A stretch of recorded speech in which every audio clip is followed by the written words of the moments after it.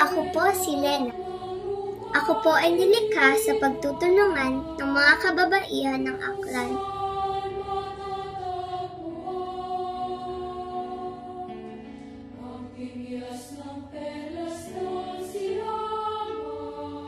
Masaya po ako at lubos na nagpapasalamat na dahil sa inyo, mararating ko ang iba't ibang lugar sa mundo at makakapiling ang marami pang batang katulad ko.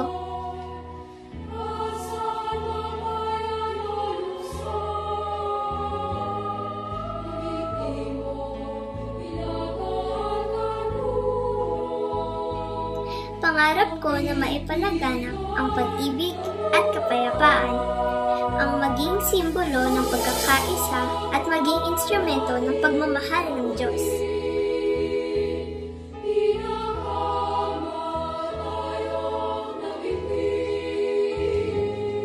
Ipinagmamalaki kong nagmula ako sa Pilipinas. Ako ay Pilipino. Ako ay Manilenya. Ako po si Lena.